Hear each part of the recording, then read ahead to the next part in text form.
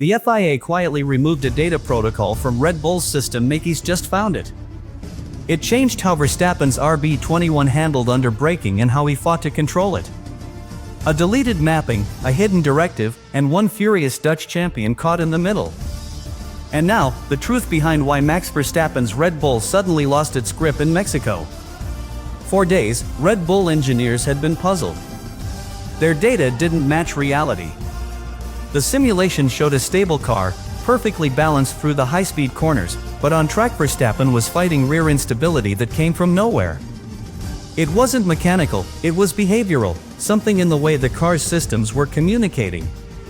And then came the discovery. Laurent Mekies, the team's returning technical advisor, unearthed traces of a deactivated mapping system that the FIA had ordered to be disabled under a quiet technical directive issued weeks earlier. Its purpose was simple but essential: it stabilized the car's tire temperatures through adaptive load management. Its absence, Mekies realized, was the invisible reason Verstappen's control had vanished. The revelation hit like a shockwave inside the Red Bull garage. The directive had been phrased vaguely, a catch-all restriction on dynamic thermal influence. Red Bull complied, as did several teams, but what the FIA didn't account for was how critical that system was to the RB21's balance. With it, Verstappen could predict the car's grip mid-corner to the millimeter. Without it, even he, the most adaptable driver in the sport, was chasing a car that changed personality from one corner to the next. The engineers weren't angry, just frustrated. They knew Verstappen hadn't lost speed, he'd been stripped of consistency. As Mekies quietly put it in the debrief, the car is still perfect. It's just blindfolded. During qualifying, that blindfold became visible to the world. Verstappen pushed harder than anyone, trying to tame a machine that refused to settle. In the first sector, he looked as fierce as ever, throwing the car into the corners with his trademark precision, but by the time he reached the stadium section, the rear tires had overheated and the balance was gone. He fought it with every ounce of skill, correcting slides with impossible reflexes, salvaging a lap that should have ended in a spin. The stopwatch told a cruel story: fifth fastest, but those watching closely knew the truth. Only Verstappen could drag an unstable car that far up the order. Lesser drivers would have been swallowed by it. When the qualifying session ended in Mexico City, the timing screens told one story but the data told another. Max Verstappen's fifth place seemed ordinary at first glance, but inside the Red Bull garage, the engineers saw something extraordinary. His lap, a 1 minute 16.605, was not the result of a perfect car but of perfect control. The RB21 had been inconsistent, unstable, and unpredictable throughout the session, yet Verstappen extracted everything from it. The telemetry showed his throttle modulation smoother than anyone else in the top 10, his brake pressure more consistent despite wildly fluctuating grip. He had driven a car out of rhythm and made it dance, and only someone of Verstappen's mechanical sensitivity could have achieved that. The first hint that something was wrong appeared in the live data feeds. Tire surface temperatures were rising 10 degrees higher than expected by the end of the first sector. The front tires were cold, the rears were overheating, a balance issue that simply shouldn't exist in Red Bull's simulations. The engineers watching the numbers unfold couldn't understand how such an imbalance had appeared overnight. Verstappen's comments over the radio made it clear: it just doesn't turn. The front is dead, the rear slides.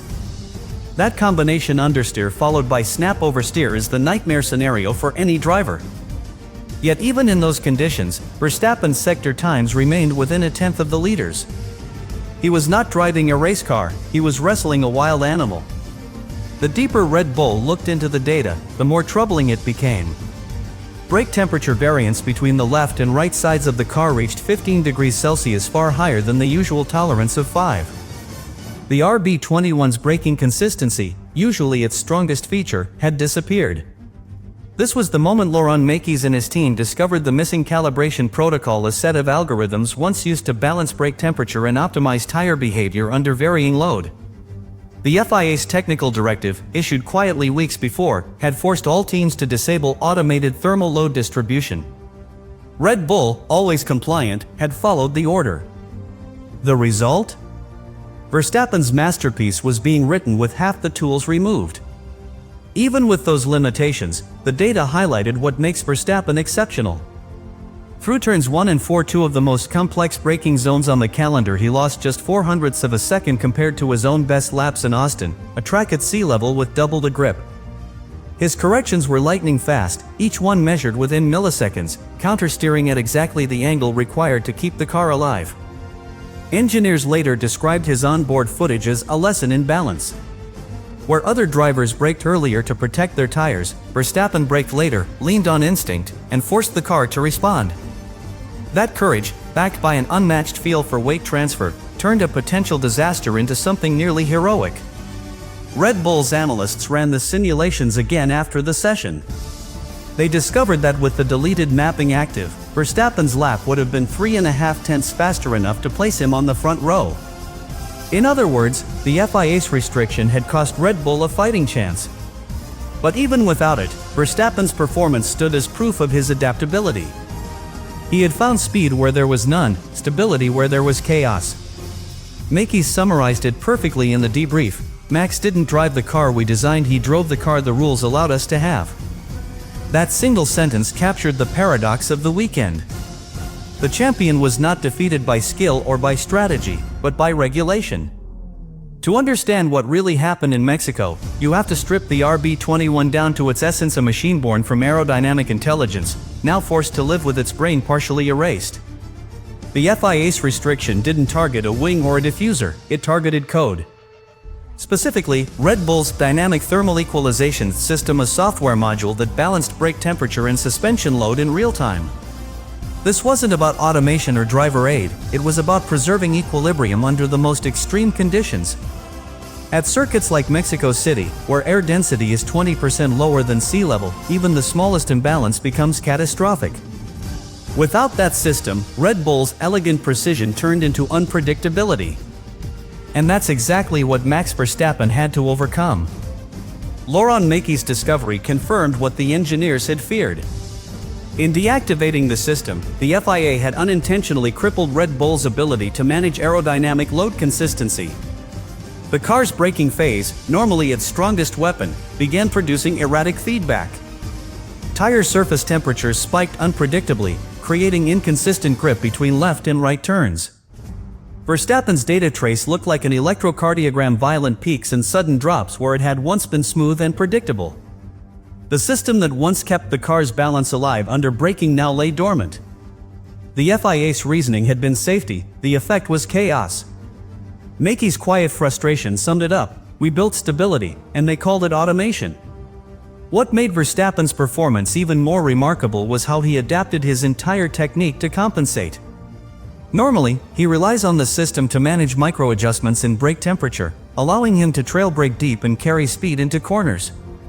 Without it, he had to improvise, manually altering brake bias mid-lap, using his left foot to feather balance where software used to intervene. He began treating each braking zone as a unique equation, feeling the temperature rise through the pedal and responding instinctively. His telemetry showed subtle brake bias shifts of up to 2% between corners, all done live, without losing concentration. It was mechanical empathy at the limit, and only a driver of Verstappen's awareness could turn that into lap time. Aerodynamically, the car was fighting physics. The RB21's high-rate concept relies on stable airflow beneath the floor to generate consistent downforce. When the brake system's temperature oscillations went uncontrolled, it disturbed that airflow, causing the rear end to fluctuate in pressure distribution. The result was a car that changed its handling mid-corner, unpredictable and twitchy. Verstappen's natural style, sharp, aggressive, on the edge, suddenly became risky. Yet he didn't adjust by backing off, he adjusted by recalibrating his rhythm. He braked earlier where necessary, then re-attacked with brutal precision. In the telemetry, you can see it, a slightly slower entry speed but a faster exit. He found time by feeling what the car couldn't calculate. Red Bull's engineering team, reviewing the post-qualifying data, realized the scale of Verstappen's improvisation. In sectors where the RB21 lost aerodynamic efficiency, Verstappen clawed back the deficit through mechanical consistency. His throttle modulation reduced tire slippage by 12%, effectively cooling the rears through driver input alone. That's something even simulators can't replicate. Mekies and Adrian Newey later admitted that Verstappen's driving compensated for almost half the system's missing stability. He did what the car couldn't, Newey reportedly said. And coming from the man who designed the most dominant cars of a generation, that's the highest praise imaginable.